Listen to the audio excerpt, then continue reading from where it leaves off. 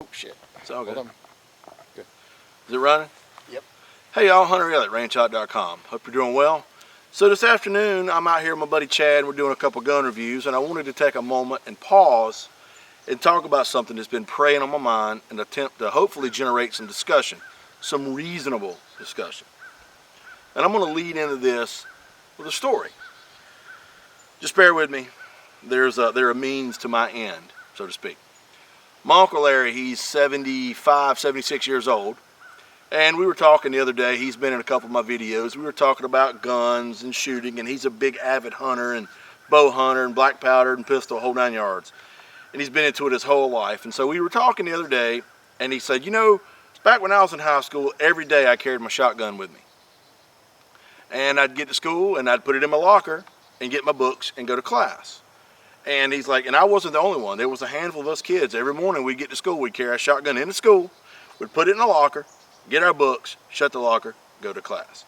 This went on for several weeks, and one day the principal of the school stopped him and he said, hey Larry, every day you come to school and you bring your shotgun with you and you put it in your locker before class. What's up? I said, well, principal, every day after school, me and my friends, we go get our shotguns out of our locker, we go to the field across the way there and go bird hunting. So the next morning, when Larry gets to school, toting his shotgun, there stands the principal with his shotgun. After school, they all go bird hunting. I think that's a wonderful story. When I was in high school, now, we couldn't carry guns into school. However, when you pulled into school, if you were driving, it was not uncommon to see someone with a pickup truck with a shotgun in a gun rack. It was nothing uncommon, nothing, oh my God. Every day in class, you know, we all carried pocket knives with us at school. Myself, most of my friends, you know, we all had auto tech and wood shop and all that sort of stuff, and it was not a big deal for students to carry pocket knives in school. It was just normal. This is back in the 90s. And now, such behavior would make the national news for months and months, even if no incident occurred. Something else to consider. Up into the 50s and 60s, you literally could open up a catalog, order a gun, and the mailman would bring it to your house. Here you go.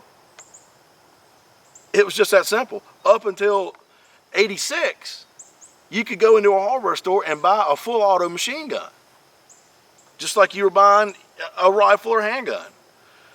So, gun laws up until recently have just been continually getting worse and worse. It used to be not so bad. I understand any laws infringement. That's not the discussion I'm attempting to generate here. The discussion I'm attempting to generate is, while our gun laws have drastically increased in number, so has crime and violence. And why? And I have my theories, but I'm reaching out to, you know, the people that watch my videos, read my articles on rangehot, and whoever else may find this on a YouTube. What do you think the cause is? I mean, you know, I touched on my Uncle Larry bringing a shotgun to school every day. I touched on, you know, ordering guns from the mail in the 50s and 60s, going into a hardware store in the 60s and buying, or all the way up until May of 86, and buying a full auto machine gun. Now, in contrast, you have cities like Chicago and LA that have draconian gun laws, DC. Crime is rampant. Now, a lot of those politicians claim that the gun crime is so high in their cities because neighboring states have lax gun laws, and so guns are trafficked in. I'm going to call bullshit on that, because in my mind, if that was true, there, you know, the mayor of Chicago come out and said that the reason the gun crime is so bad in that town is because people are trafficking guns from Indiana. Okay, well, why in the hell isn't the crime in Richmond, Indiana equally as bad or worse? Instead of trafficking guns all the way from Indiana to Illinois, hell, they're right there. I mean, you understand? Does that make sense? Am I crazy? So you've got states. I live in North Carolina. We got pretty good gun laws. I mean, here again, I know any law is an infringement, and I don't disagree with that, but I'm just speaking in reality. I'm a realist, and I understand the situation that we're in, and I'm playing by the rules. So, according to the rules, North Carolina has pretty good gun laws. But our crime is not that bad. Now, we have concealed carry. We do not have constitutional concealed carry, though I hope that passes. That's irrelevant to the point of this video.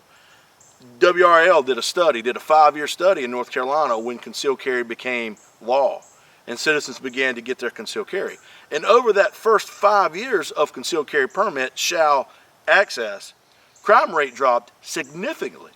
Now, WRL is a liberal-leaning news agency and always has been. And they reported on their study. You see a lot of states like Maine that have very lax gun laws. Montana that doesn't have a whole lot of crime, especially compared to other states that are more liberally run with heavy gun laws. And I'm rambling a little bit because I've got a lot on my mind, but the whole point of my video is, you would see someone with a gun and people didn't freak out and run to their safe space. It was normal. Now you've got places that are heavily curtailing the freedoms of law-abiding American citizens, and those law-abiding American citizens are paying the price. We are, as law-abiding American citizens, are paying the price for that bad element that are, by definition, criminals aren't going to follow the law anyway, so you can pass all the laws that you want to, and it ain't going to make a hill of beans worth of difference to them, because here again, by definition, criminals do not obey the law. So I equate this to trying to beat the damn ocean back with a push broom. Now, my proposal is all this time, effort, and energy spent on generating these gun laws and publishing and sponsoring and voting, all these millions of dollars and thousands of man hours that Congress wastes on voting and re-voting and all this horse shit that they go and do. What if all that time, effort, energy, and money was actually put into resources that could help this? It was the Obama era DOJ that issued a report on crime in America. And since the early 90s, crime has been in a steady decline. I actually wrote an article about that on Range Hot. Heavily declining crime in America since the 90s. But that goes in contrast to what you're led to believe as far as where we're at. It's the Wild West. People are getting shot on the streets, which I understand that happens. But I feel like the American populace, and it's not that I have a big of a footprint on the internet to reach the American populace. I have no illusions that's the case. But I feel like if I can generate enough discussion, maybe someone will see this. And I know that most of the people I'm going to be talking to, I'm preaching to the choir, but maybe that erroneous person that happens across this, they're like, oh, this guy looks like an idiot. What does he got going on?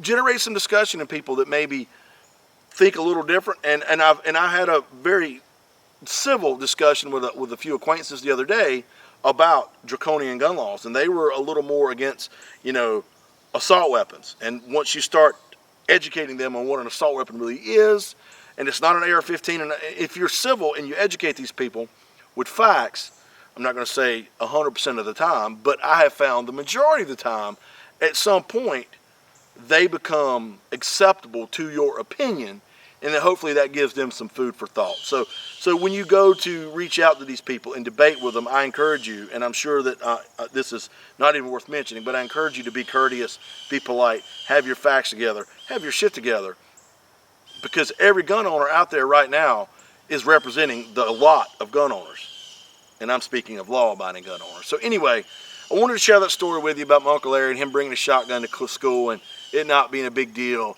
and how guns have been mail order. And all those times, these mass shootings and all this, it was unheard of. No one in my high school ever even fathomed the idea of bringing a gun to school and shooting somebody. That sort of thing never entered our mind. So, and I know I'm bouncing around a little bit, but this is completely unscripted, off the cuff. I'm speaking to you from the heart. why now are kids doing this? Is it for the immediate fame and attention to become an Instagram hero, even if it's for the wrong reasons? Do children go out and seek attention by any means and become immediately a celebrity? And I hate to use that word celebrity, but you know how the media gushes over this stuff.